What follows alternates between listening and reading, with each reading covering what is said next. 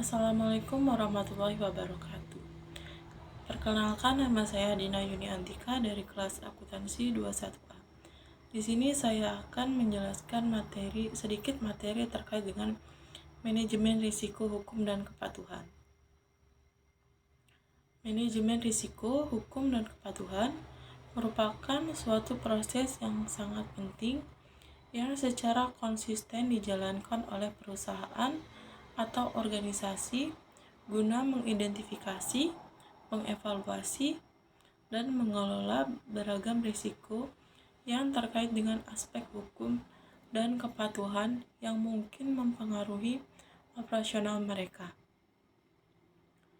Tujuan utama dari pelaksanaan manajemen risiko hukum dan kepatuhan adalah untuk secara efektif meminimalkan potensi kerugian yang dapat timbul akibat pelanggaran hukum atau ketidakpatuhan terhadap regulasi yang berlaku, sekaligus memastikan bahwa perusahaan atau organisasi tersebut beroperasi sesuai dengan norma hukum yang berlaku.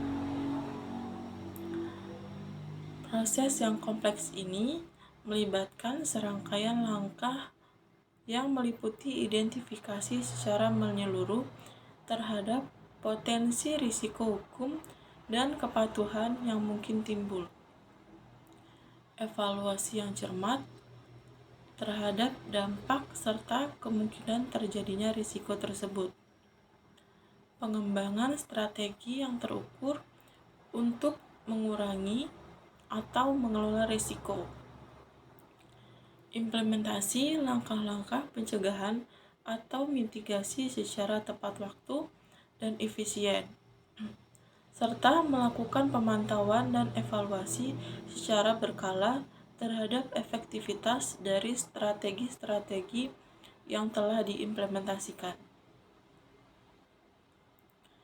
Melalui pendekatan yang terorganisir dan terstruktur dalam manajemen risiko, hukum, dan kepatuhan ini, perusahaan atau organisasi mampu menjaga reputasi mereka yang berharga, mencegah potensi sanksi hukum yang merugikan, dan memastikan kelangsungan operasional mereka dengan mematuhi segala peraturan hukum dan standar kepatuhan yang berlaku, sehingga menciptakan lingkungan kerja yang aman dan berintegritas. Beberapa langkah yang biasanya dilakukan dalam manajemen risiko hukum dan kepatuhan antara lain: yang pertama, identifikasi risiko hukum dan kepatuhan. Mengidentifikasi potensi risiko hukum dan kepatuhan yang mungkin dihadapi oleh perusahaan, baik dari dalam maupun luar perusahaan. Kemudian yang kedua, evaluasi risiko.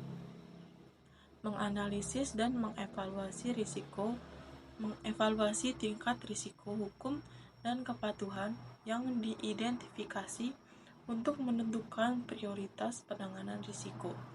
Kemudian yang ketiga, pengelolaan risiko. Mengembangkan strategi dan tindakan yang tepat untuk mengelola risiko hukum dan kepatuhan terhadap pengimplementasian kebijakan dan prosedur yang sesuai. Kemudian yang keempat, pemantauan dan pengendalian. Melakukan pemantauan secara berkala terhadap pelaksanaan strategi manajemen risiko hukum dan kepatuhan, serta melakukan pengendalian terhadap risiko yang telah diidentifikasi. Kemudian yang kelima, pelaporan.